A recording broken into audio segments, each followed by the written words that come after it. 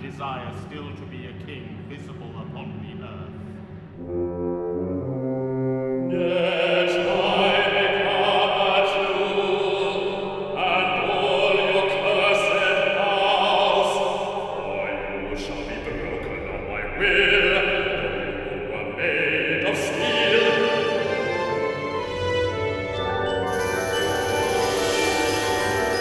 The shadow of my thoughts shall pursue them, even to the ends of the earth.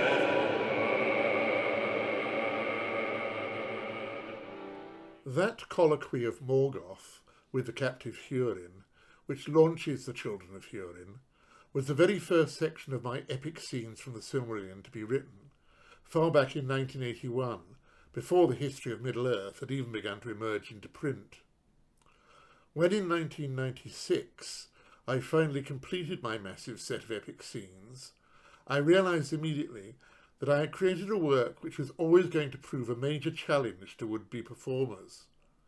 The music extended over 4 full evenings and involved a collection of solo singers which would have defied the casting abilities of most opera houses, as well as a chorus and orchestra of full-scale romantic proportions.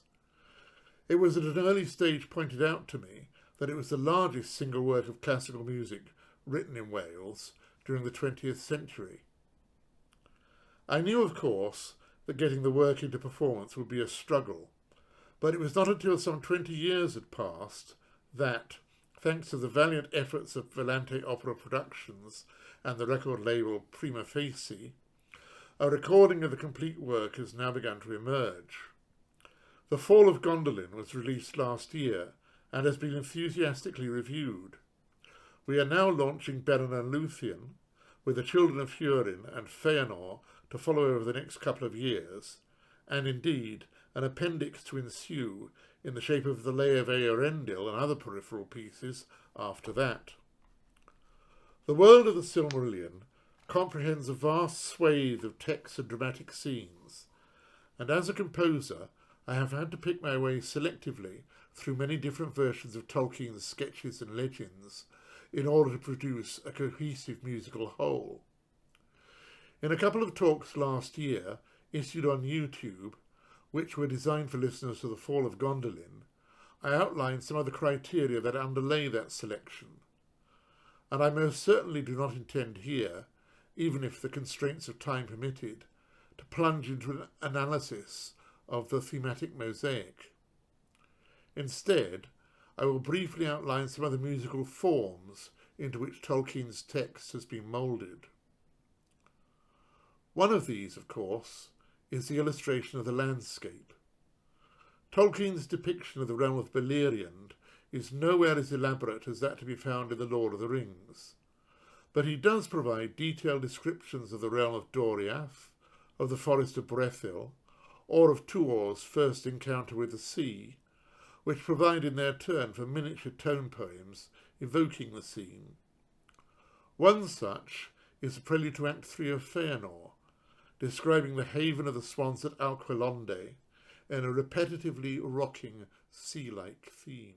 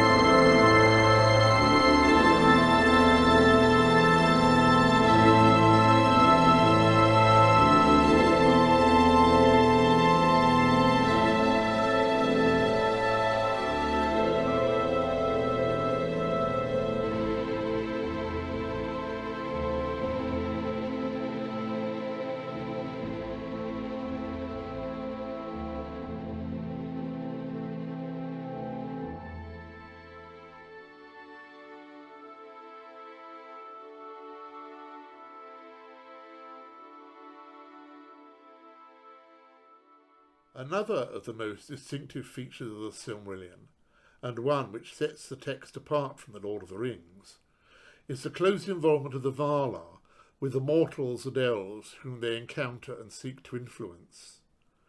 In the primal world of the First Age, this gives rise to a whole series of confrontations, such as those between Tuor and Ulmo, between Morgoth and Lúthien, between Mandos and Feanor, or indeed between Morgoth and Húrin, as we heard earlier. The two extracts so far heard perhaps serve best to illustrate the wide variety of styles which are demanded by any attempt to encompass the realm of the Silmarillion, let alone to reflect the changing emphases of the dialogue between the various characters. It is also an essential part of the whole to allow for points of repose when individual singers are given space to reflect lyrically on the situation of the drama. Tolkien himself did, of course, provide liberal amounts of verse for this in Beren and Lúthien, but elsewhere it was necessary to corral in material from other Tolkien sources, and nowhere more so than in the final sections of the Fall of Gondolin, where poor Idril would otherwise have found herself severely shortchanged for anything at all to sing. She and Tuor took the text for their love duet from the poem The Nameless Land, where the two of them reflect on the prospect of the shores of Valinor beyond the seas.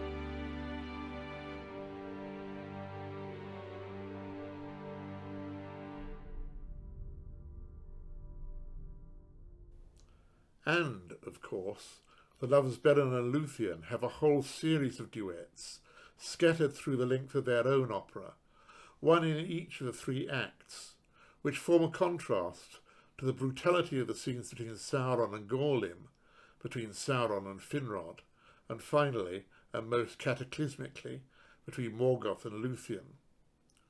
The first encounter between the two lovers forms a sudden moment of stillness at the centre of Act 1, as Daeron's flute is heard off stage, and the chorus begin Aragorn's ballad about the lovers from the Lord of the Rings. Then Lúthien herself begins to sing, until she is suddenly interrupted by the unexpected appearance of Beren through the trees.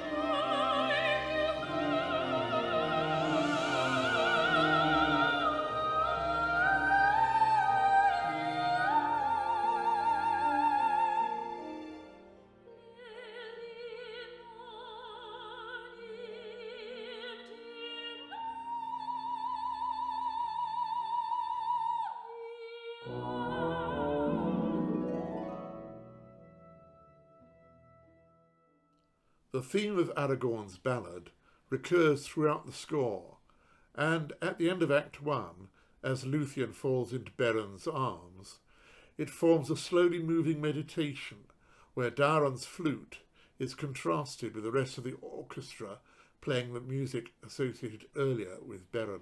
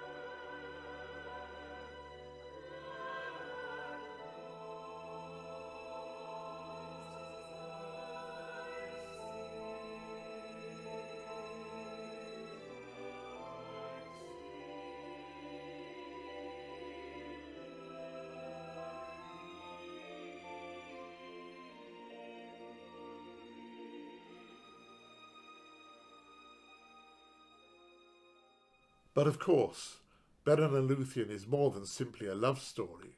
It is the mythic tale of the quest for the Silmaril, and the encounter between Lúthien and Morgoth in the halls of Angband is the dramatic climax of the work. Here, as elsewhere in the cycle, the lead role is taken over by the chorus, who narrate the story in Tolkien's own words. They describe Lúthien plunging Morgoth into slumber, Beren cutting the Silmaril from the Iron Crown, and the resulting crack of thunder which rouses the forces of Angband from sleep. This excerpt ends as the wolf Carcharoth swallows the Silmaril, which sears his inward flesh.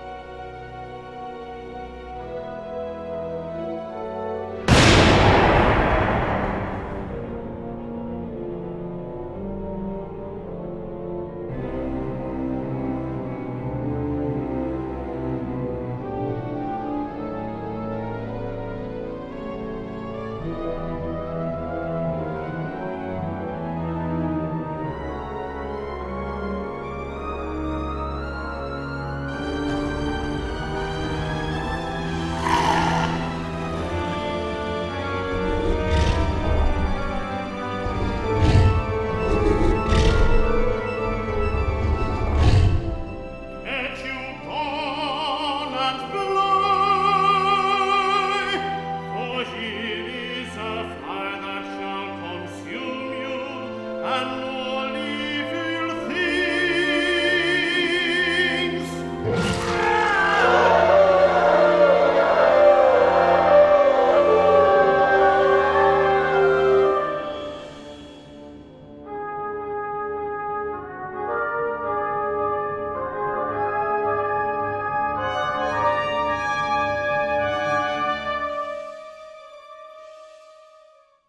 At the end of the Fall of Gondolin, I provided an epilogue that combines two of Tolkien's poems. One is The Happy Mariners, written originally in 1915, but continually revised until at least 1940, which seems to have been identified as the Song of the Sleeper in the Tower of Pearl. It is a poem addressing those voyaging beyond the seas from one who has been left behind, a situation that in some ways anticipates that at the end of The Lord of the Rings. And, just as Frodo there hears the sound of singing that came over the water, here a distant semi-chorus gives us the Elvish poem The Last Ark, written in 1931 but revised much later.